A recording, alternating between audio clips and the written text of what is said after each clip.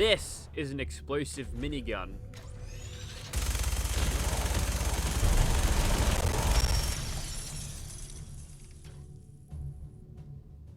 It's pretty good. Welcome to the cooked world of Fallout 4 VR, starring Explosive Minigun, with no reload animations, unfortunately. Anyways, so what we've got here is just a standard explosive minigun. If you see me shaking around, and I'll just plonk this on the table now because I'm sitting down, as you can tell, whenever you move your head, there's a little bit of tracking weirdness, it glitches around, and if I'm holding this thing, since my hand aren't completely steady, sorry, I'm not a surgeon, this thing just shakes around a lot. Apologies if you find that annoying, but, you know, VR technology is in its infancy, and, you know, we can't expect the world from these things yet. Anyways, so this is Explosive Minigun, what it looks like. I've got the scaling all the way up so I can comfortably sit down in my gaming chair whilst recording this for comfortable sake. You know, it's nice to sit down whilst recording VR. We've got the standard barrel on this and the gunner sight. The gunner sight is not super useful because this thing, you've got nothing to line it up with, so it's a little bit of guesswork of actually where you're going to be firing. And the standard barrel I find is a good balance between DPS and accuracy and range, not like the other barrels which are specialized more for DPS with the accelerated barrel and more for range and accuracy with the tri-barrel. So this is probably how I'd run this thing. That's what I've been running this thing with my Fallout 4 pancake streams most of the time. But when you fire this thing, just like pancake Fallout 4, you get these big old explosions to figure out where you're firing, which is really, really good because aiming stuff in VR is hard, and if you've got a constant reference of where your weapon is pointing, you can adjust accordingly, kind of like how you'd adjust a laser pointer. And when you aim down sights with this thing, like I was talking about before, it's kind of hard to find out where exactly you're aiming because, like I said, there's no reference of where the barrel's actually pointing. The easiest way to, you know, obviously aim down sights like this is just to start firing, find out where the bullets are landing, and then aim down sights from there. Although the recoil animation with this thing will make it shudder around. So you're best not aiming at all, to be honest. That's just kind of there for show at this point. Anyways, I guess we'll start shooting stuff. We're playing on very hard difficulty, by the way. Okay, so here we are at Gunner's Plaza, and let me tell you, that looks a lot more imposing in VR. Everything's so much bigger and cooler. Anyways, we'll just get started here. We won't stand on ceremony. Let us begin, and we'll find some gunners, and we'll shoot them down. So very hard difficulty, and I've got enhanced spawns too, so this should be fun. But as you can tell, these guys are just, well, they're just falling apart, and we've got a couple more up there somewhere. We could potentially just shoot them like that, but you know what? I'm gonna go straight inside. I don't want to deal with these guys. We'll go straight on the inside, and we'll fight from the bottom all the way up. Alright, we're inside now, and let's see around the corner, see if we've got some enhanced spawns going on here. There's a couple more people in here than usual. We have got sentinel armor, so if they do shoot us whilst we're standing still, they do nothing, which is great, because that means I can shoot them up close and personal without having to worry about me getting all of this damage. You have got a Ripper with explosive... We'll take that. What are you going to do now? Yeah, she had a Ripper with bleed damage, so that wasn't good. But when you're using a vanilla game or a pancake Fallout 4 game explosive minigun or any explosive weapon, if you see the gun fade out, it's because we're staggered. That's the game's way of telling you. But yeah, if you've ever seen anyone use it, they've probably killed themselves when they're at close range like this. But since your weapon isn't exactly, you know, locked to your camera, what you can actually do instead is just, you know, bring it up here and then fire directly at the ground like this. I win the game, basically. There's a couple of other places where you can utilize cover and do the same thing as well. If you can peek over and see them, you can just bring the gun all the way up here and then just rain death on them. Provided you don't get staggered. That's okay, we're not going to get staggered in first person whilst the barrels are spinning up, which is great. We're at half health now, but we've kind of left them whilst I was explaining stuff. So I'll just walk in here like a goddamn Terminator and knock the ground where you are. So what you can do when you're playing VR is you literally get yourself a little bit of you know, spatial, use that parietal lobe in your brain for some spatial knowledge, I guess. Some spatial mind control sort of things. You know, basically use your environment to bounce splash damage off of, and since you can put your gun on all funky angles and literally hold it up top like that, well, you can do some pretty crazy things with this thing, including shooting at stuff which you can't even see, like this.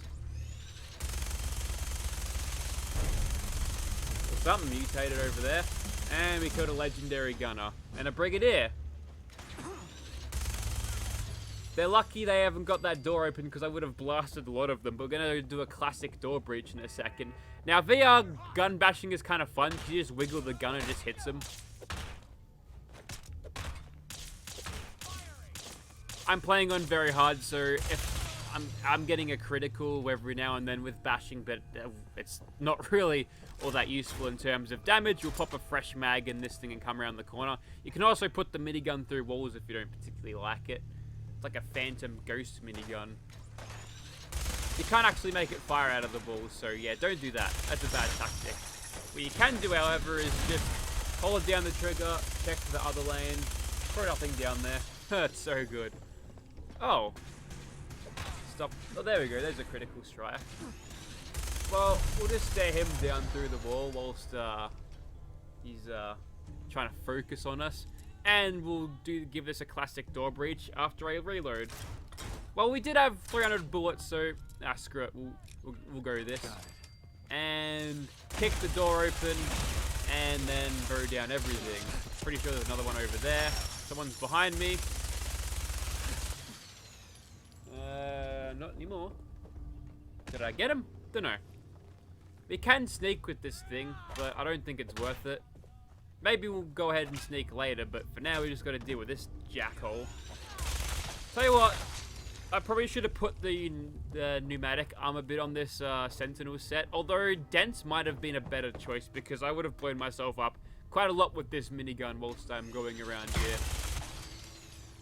Although I think the Sentinel and Dense setup is working pretty well though, so we'll keep on going. We're only a couple more gunners now for this place to be totally liberated. Oh dear, a gunner conscript. Now these guys are kind of hard to kill sometimes because those chairs have like a super solid, I guess, hit box, but, well, not to worry. We'll figure out how to get these gunners that way. See, look at that. You will never be able to attack from down here all the way up there in standard things. So, you know, this thing provides even more advantages. And is that a floating hand? Well, I wasn't going to leave it hanging, but I can't high-five a dead corpse. And we'll go for a zoom in here because I haven't done that yet. Yeah, it's not really that worth it, especially when the recoil is going to be rattling around. But I think we're just about done here. There's going to be this turret, which, well, not anymore. And yeah, just a couple of gunners to go. These are the ones that I usually face first, so we're kind of doing this in reverse order this time. That's the door I usually come through.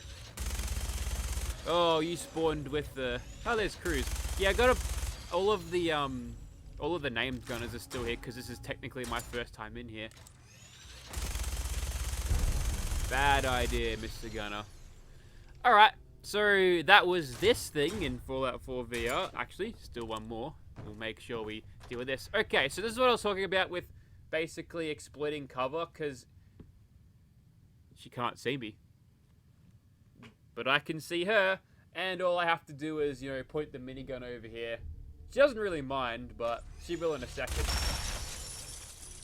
Well, perhaps she didn't, because I blew her head off, so, you know, not a lot of brains to feel that regret. But, yep, we're finished in Gunner's Plaza here, and this thing, well, as expected, performed admirably. It's literally the best...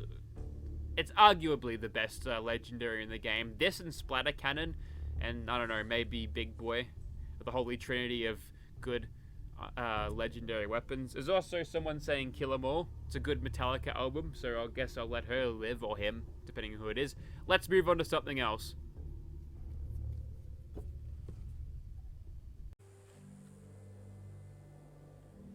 Okay, so one last thing and we'll call it a video, because I didn't get to show this thing off using VATS and Gunner's Plaza, and I've picked out a very special target for me to try to utilize that. Right now he's fighting something, but this demonstration on that Super Mutant Suicider there will pretty much, I guess, foreshadow how this is going to go for Old Swan over there. So he's trying to kill just a rando ghoul. We'll give him a hand. And now he's aggroed to us, which is not good. But we've got a full bar of AP, and we're going to utilize that, and we're going to be spamming criticals. Keep in mind when you do use like the manual VATS critical, you'll have sort of a flash on screen, and you can kind of make that stack in this. It's kind of interesting. So we'll go for the head and spam the crit button, and we've got him to almost mutation station already, and when he's hitting us we might as well just tank it. Finished? Alright, cool. Yep, just tank all of that damage. Very good. And then, tell you what, he's a bit scary. Not terrifying, because, you know, I wasn't afraid of anything. But, you know, he's a pretty mean looking fella. We'll go for some more VATS runs here. And spam criticals. Look at that damage.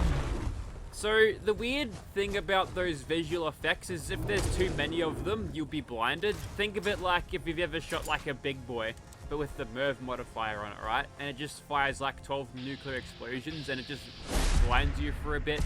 It's kind of like a short version of that. And there's the VAT sounds catching up. You can totally break VATS with this gun. That's how powerful it is. We'll keep on backpedaling and we'll finish him off like that. Yeah, Swan didn't really have a good day, did he? And he dropped us a bunch of things. You loot stuff by pointing at it, by the way, including a Gauss rifle and a never-ending combat something. What is it? A shotgun? It might be a shotgun. We've gone the wrong way here. It is a combat rifle. Very, very nice drop there. Even with a calibrated, powerful receiver. Honestly, I'd probably put that one with an auto receiver. But I think you get the point. This has been an Explosive Minigun, just showing you how powerful this goddamn thing is in Fallout 4 VR. And to my mind, it is even stronger than what it is in Pancake Fallout 4, because it helps you aim. You can do crazy shit to get by the explosions of death that usually kill yourself in close range. You can absolutely spam the crap out of it in VATS to bring down a 30,000 target health and a couple of VATS runs. It's insanely powerful. It's like I mean, aiming is hard enough as it is, but this thing is basically an auto aim. It's one of those weapons that is so good that you don't have to even be good at aiming. You just sort of point at it and then adjust your aim whilst you're there. But definitely a really fun thing to use if you want to see this thing in your game. Well, A, you either got to farm for it normally, which is boring, or you could use mods instead. I'm putting the controllers down now. And as the crappy weather rolls in, what could I plug? I've got a bunch of companion mods. I've got a Nexus page. You can get like a loot crate link if you wanted some cool Fallout merch. That's an option. I got a discount code there too. If you want to get it at a discount, you enter that in whilst you're buying it. Thank you very much for watching, guys.